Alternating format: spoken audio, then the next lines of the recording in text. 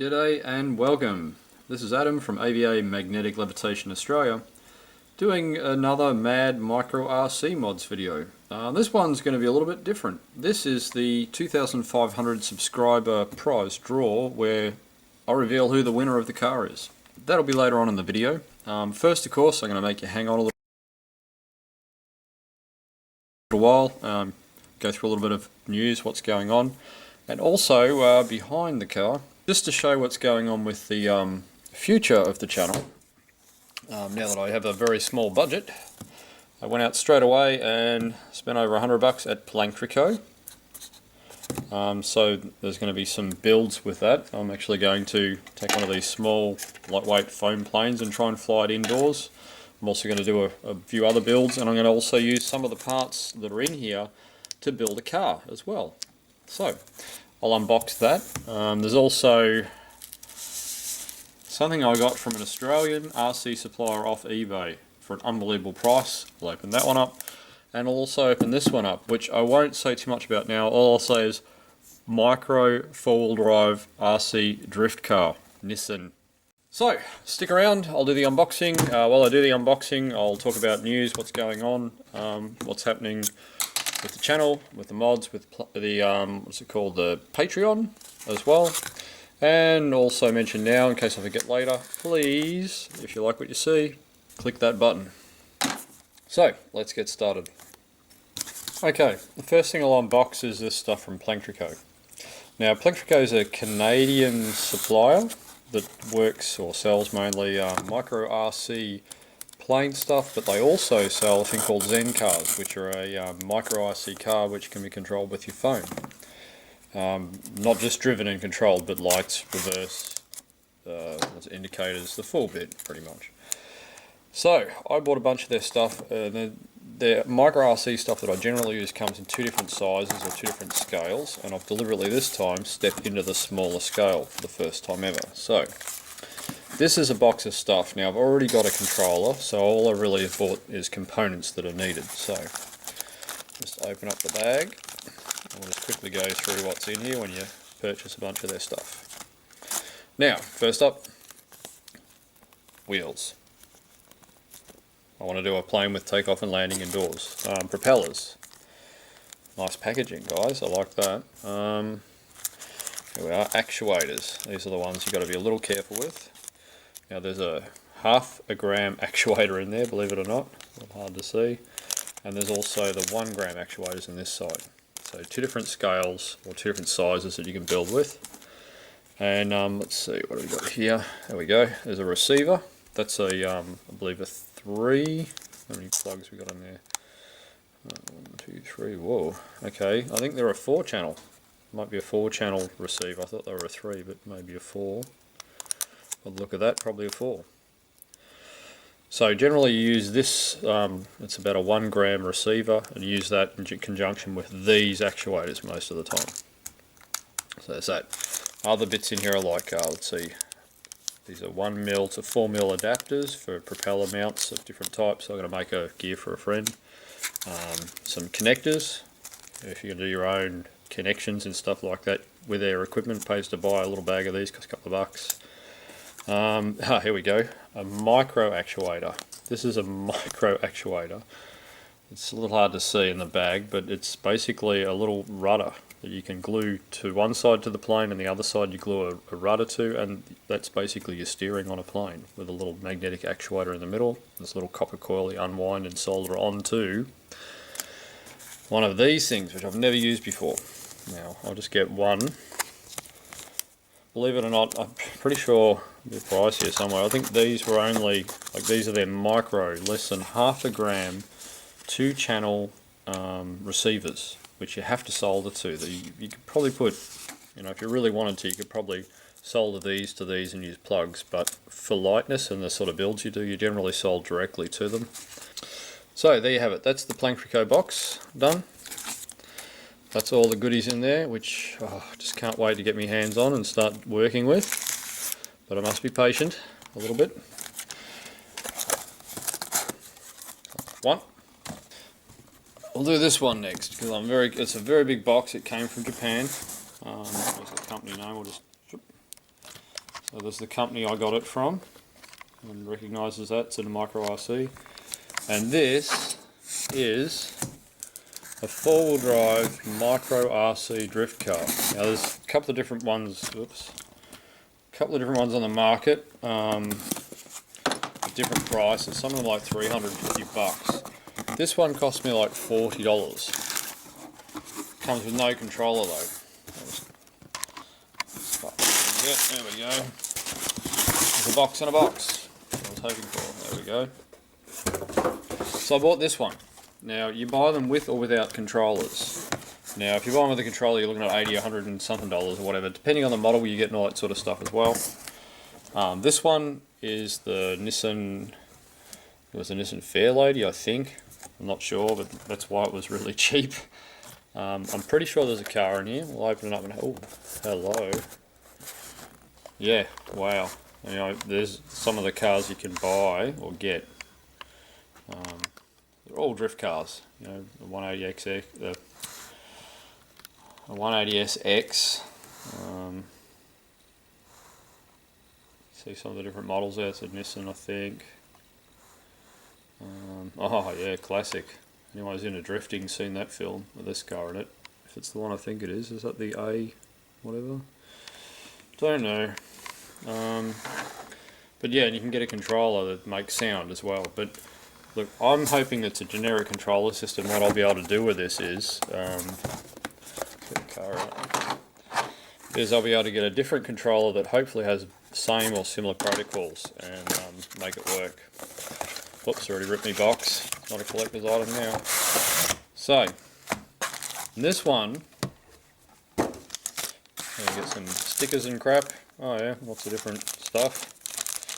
Because you get these two car shells, I think. There we go. Yeah, there we go. You get these two car shells in there, which are for parking. You put them on either side with these road strips or whatever, and you get the cars. You set it up something like that. So you have the two black cars, and then your car, which is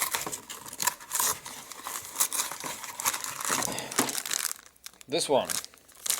And this is the drift car. This is the four-wheel drive micro RC drift car.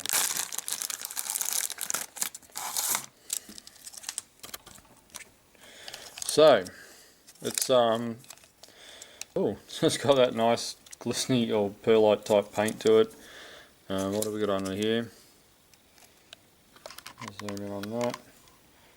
Looks like we've got some sort of trim adjust maybe, or maybe let's open it. I don't know. On-off switch. A little oily on the back there. You can see that or not. Obviously they'll lube them up good. Plastic wheels, but basically if you look at that, it's a four-wheel drive micro RC drift car. And I was hoping it would be approximately the same size as this one. In case I didn't like the body kit, I could always maybe do a bit of a swap or something. It's always good to do these. Oh, there we go, perfect, yeah. Body kit will fit if I want to do a swap thereabouts. But I think first up we'll just see how it goes as it is. So, that's box number 2. Now let's have a look inside box number 3. Now, box number 3. I'm very excited about opening up box number 3. I actually had planned to get this vehicle a long time sooner. It's actually a discontinued model now, believe it or not, is what I've been told. But this is the HPI, I'll trouble with focus and distance today. This is the HPI Q32. It's like a Formula One car. I've been trying to get one for a while, but they were just too much. I had no budget in the channel. Oh, look at this. The shop sent me a Christmas card even. Wow. RC, Oz RC. Basically, you can look them up on eBay or look them up online. They've got a site on the way at the moment. Come on. And this is what they sent me. 40 bucks. Believe it or not. $52 with postage, the whole thing was. Generally these things run, and this is what I'm getting at, this is an Australian supplier that supplies HPI and Losi stuff, and at a very good price, which is pretty uncommon. Most people don't touch it because it's too expensive, but, well, in the larger scale, not so much the smaller ones, but they clearly do. So yeah, this is basically, you know, what you're getting. It's a sort of generic build of one of their other cars with a different sort of setup on it.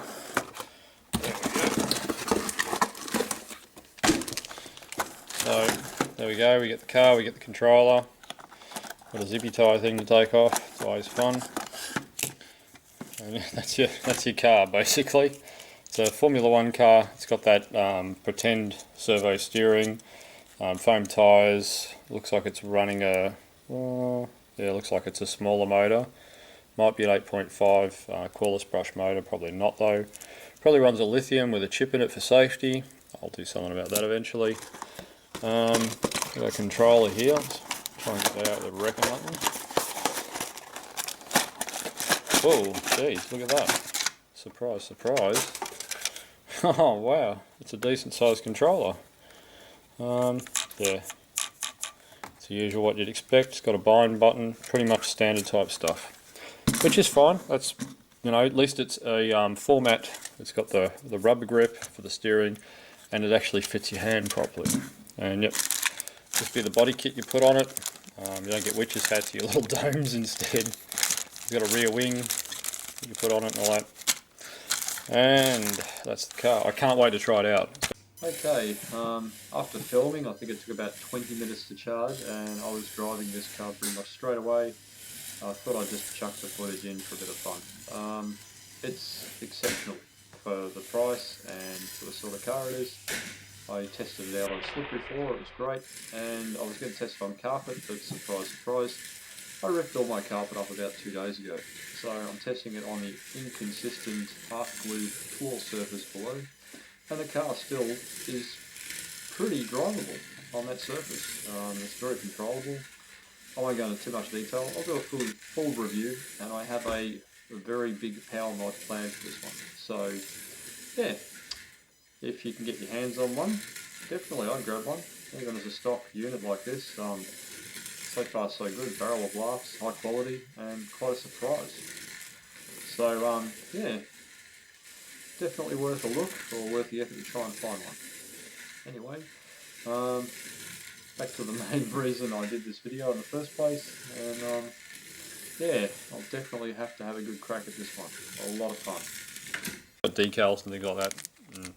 So, that's basically the unboxing and the unveiling of what's to come in the channel. There's also a list going to come down the screen now while I'm talking of all the stuff that basically is still on the cards and is being prepared, or, you know, for a long time some of the projects and things, I'm gathering stuff together.